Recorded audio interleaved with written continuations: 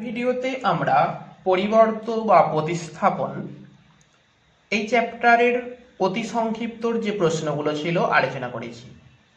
আজকের ভিডিওতে আমরা সংক্ষিপ্ত বা মার্কস 4 এর অঙ্কগুলো তোমরা কিভাবে খুব সহজ সরলভাবে করতে পারো সেটাই বোঝানোর চেষ্টা করছি।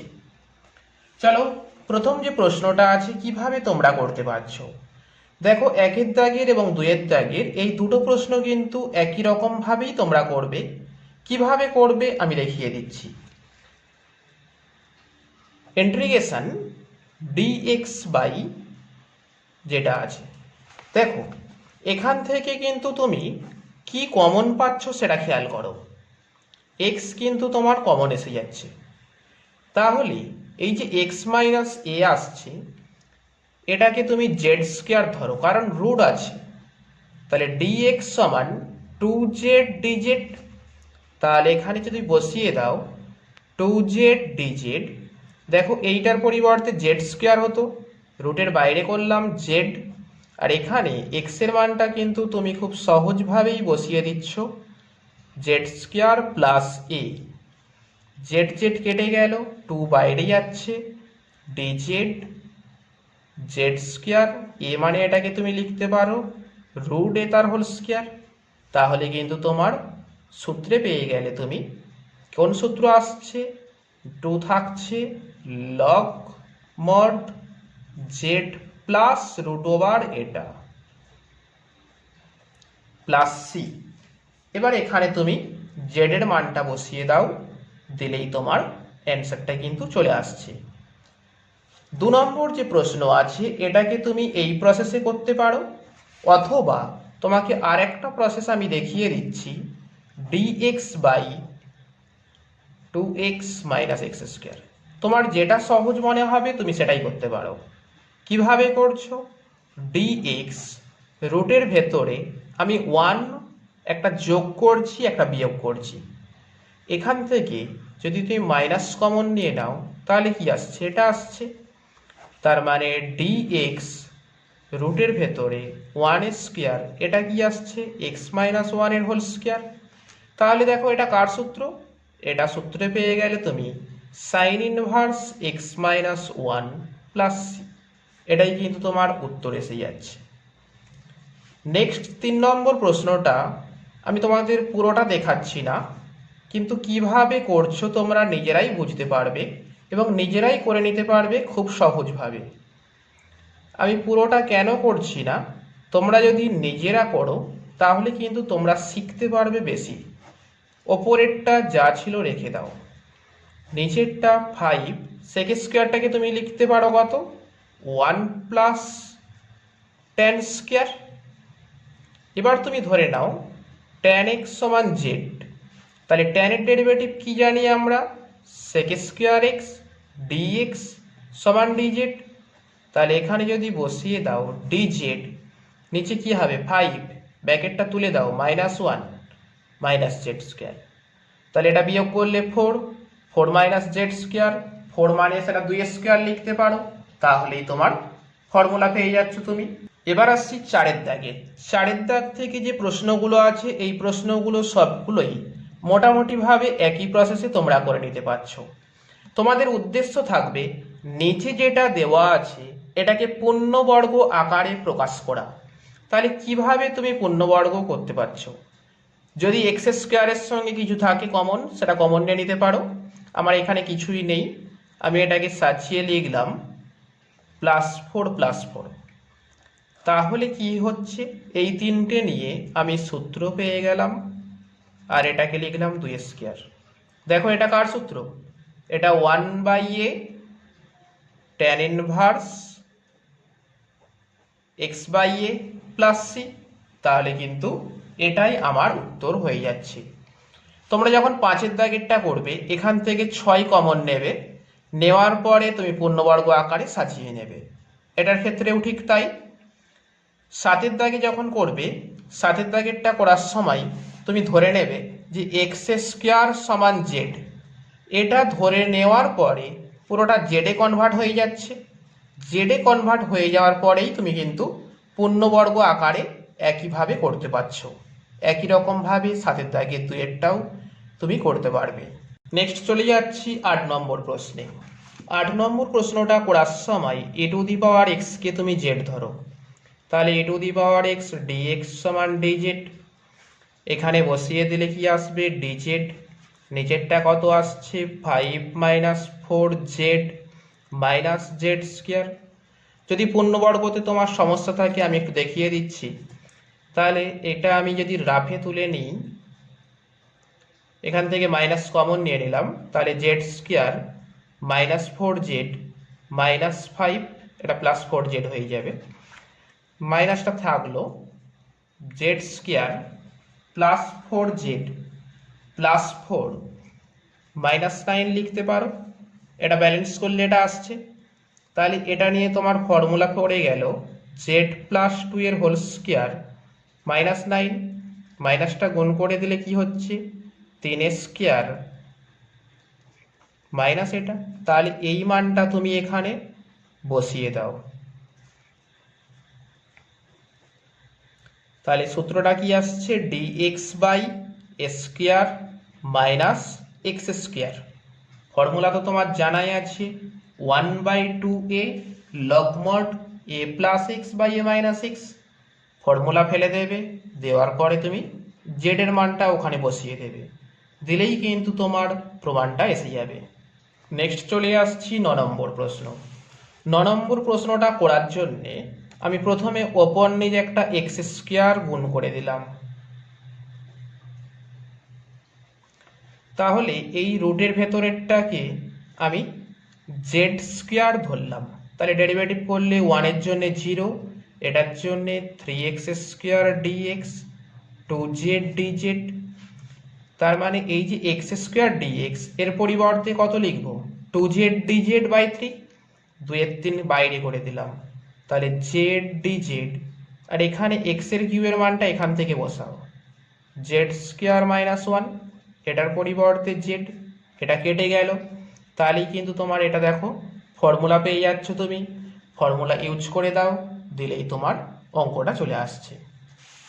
নেক্সট চলে আসবে এই প্রশ্নটা, এটার ক্ষেত্রে তুমি ধরে নেবে log x সমান জেড, log x সমান জেড ধরার পরে তুমি কিন্তু একই প্রসেসে পূর্ণবর্গ করে নেবে। এরপরে আসছি আমি 11 নম্বর প্রশ্ন। 11 নম্বর প্রশ্নটা করার সময় দেখো নিচেরটার ডেরিভেটিভ করলে কত আসবে, এক্স স্কোয়ারের ডেরিভেটিভ করলে 2x, কিন্তু এখানে আছে শুধুমাত্র x, তাহলে তুমি হাফ ইন্টু করে দাও, হাফ ইন্টু 2 করলে কত আসবে, এটা নিচেরটা তোমার যা ছিল রেখে দিলাম, ওপরেরটাকে একটু সাজিয়ে নিই, কিভাবে 2x, এটা ডেরিভেটিভ 2x -3, তাহলে -3 +7 করে দাও,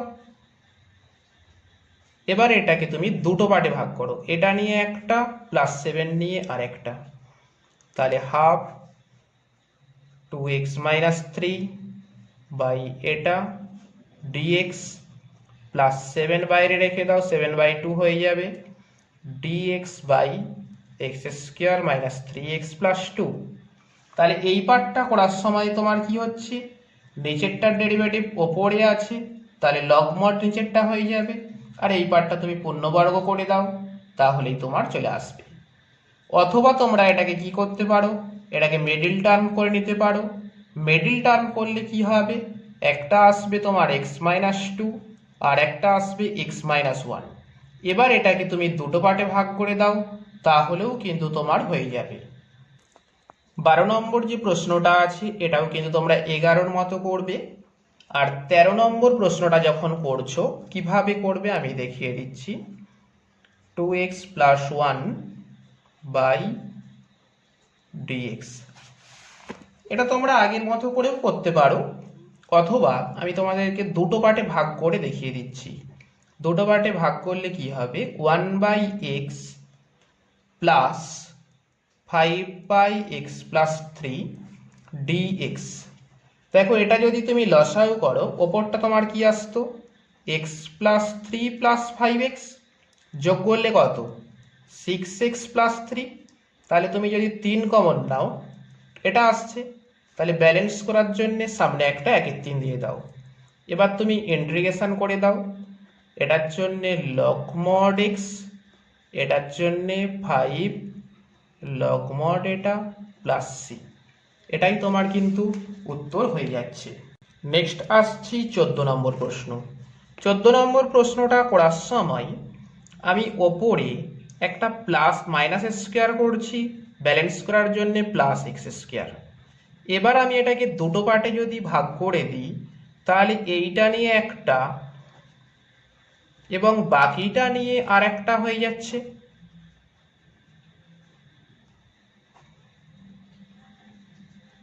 তাহলে দেখো এই পার্টটা কেটে গেল, মানে শুধুই এক্স।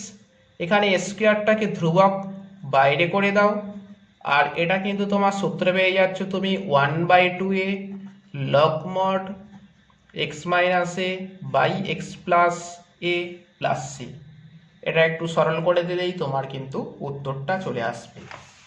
এবং এরপরে যে 15 দাগের অঙ্কটা আছে, এটা তুমি যখন করছো ব্যালেন্স করার জন্য ওপরে plus 6x plus 12 minus 6x minus 12 করে নেবে। নেক্সট আসছি 16 নম্বর প্রশ্ন। এটা যখন তুমি করছো ওপরটা একটু সাজিয়ে নাও, এখানে প্লাস 4x স্কোয়ার দাও, ব্যালেন্স করার জন্যে মাইনাস 4x স্কোয়ার মাইনাস 1 দাও, প্লাস 2x প্লাস 3, নিচেরটা তোমার যা ছিল রেখে দাও। তাহলে এই দুটো থেকে তুমি কি পাচ্ছ, 4x স্কোয়ার কমন পেয়ে গেলে। 4x স্কোয়ার যখন তুমি নিয়ে নিলে নিচেরটা কেটে গেল, এই দুটো দেখো শুধুই মাইনাস ডিএক্স এসে গেল। আর এই পার্টটাকে দুটো ভাগে ভাগ করো, তাহলে 2x dx বাই এটা প্লাস 3 এটা। তাহলে এইখানটা দেখো নিচেরটা ডেরিভেটিভ কত, 8x, তাহলে এখানটা তুমি 1/4 ইন্টু 4 করে দেবে এবং এই পার্টে 3টা বাইরে করে দেবে, দিলেই তোমার কিন্তু সূত্র এসে যাচ্ছে। 17 দাগ থেকে যে বাকি প্রশ্নগুলো, এই প্রশ্নগুলো তোমার একই প্রসেসে হবে। আমি 17টা দেখিয়ে দিচ্ছি, দিলে তোমরা বাকিগুলো নিজেরাই করে নিতে পারবে। তোমাদের কাজ হবে প্রথমে নিচে রুটের ভেতরে যেটা দেওয়া আছে এটাকে মিডল টার্মে আনা। তাহলে এটা মিডল টার্ম আনলে কি হচ্ছে এটা, এরপরে তুমি যে কোনো একটাকে জেড ধরে নাও। আমি ধরে নিলাম এক্স প্লাস 3, এক্স মাইনাস 3 ছিল সমান জেড। তুমি এটাকেও জেড ধরতে পারো, যেহেতু রুট আছে জেড স্কোয়ার। তাহলে ডিএক্স সমান 2z dz, এখানে বসিয়ে দাও 2z dz। তাহলে এটার পরিবর্তে জেড স্কোয়ার রুটের বাইরে চলে গেল। এখানে এক্স এর মানটা কত আসছে না, জেড স্কোয়ার প্লাস 3 প্লাস 2 ছিল, এটা কেটে গেল, 2 বাইরে চলে যাচ্ছে। তাহলে এটাকে লিখতে পারছো তুমি জেড স্কোয়ার প্লাস রুট 5 এর হোল স্কোয়ার। দেখো এটা কিন্তু তোমার ফর্মুলা পড়ে গেল log mod z plus root over এটা প্লাস সি। এবার তুমি এখানে জেড এর মানটা বসিয়ে দেবে, দিলেই কিন্তু তোমার প্রমাণটা চলে আসবে বা উত্তরটা চলে আসবে। তাহলে একইভাবে যেগুলো তোমার মিডল টার্ম নেই সেগুলো তুমি মিডল টার্ম করে নেবে। আর যদি মিডল টার্ম না হয়, ধরো এটা মিডল টার্ম হচ্ছে না, তাহলে এটাকে কিন্তু তুমি পূর্ণবর্গ আকারে সাজিয়ে নেবে, যেমন তোমাকে আমি 4 দাগের বা 5 দাগের অঙ্কগুলো বলেছিলাম। এইগুলোর ক্ষেত্রে যদি মিডল টার্ম হয় মিডল টার্মে যাবে, না হলে কিন্তু তোমরা পূর্ণবর্গ আকারে সাজিয়ে নেবে, তাহলে তোমাদের কিন্তু খুব সহজ হয়ে যাবে। 24 নম্বর প্রশ্নটা যখন তোমরা করবে, এই সেক স্কোয়ারটার পরিবর্তে শুধুমাত্র নিচের সেক স্কোয়ারটার পরিবর্তে লিখবে 1 প্লাস ট্যান স্কোয়ার, ওপরেরটা যা আছে থাকবে, তারপরে তোমরা ট্যান এক্সকে জেড ধরে নেবে। এটার ক্ষেত্রে সাইন এক্সকে জেড ধরবে, এটার ক্ষেত্রে ই টু দি পাওয়ার এক্সকে জেড ধরবে, আর এটার ক্ষেত্রে 2 টু দি পাওয়ার এক্সকে জেড ধরবে। এইভাবে এই প্রশ্নগুলো তোমরা নিজেরাই কিন্তু খুব সহজভাবে কমপ্লিট করে নিতে পারবে।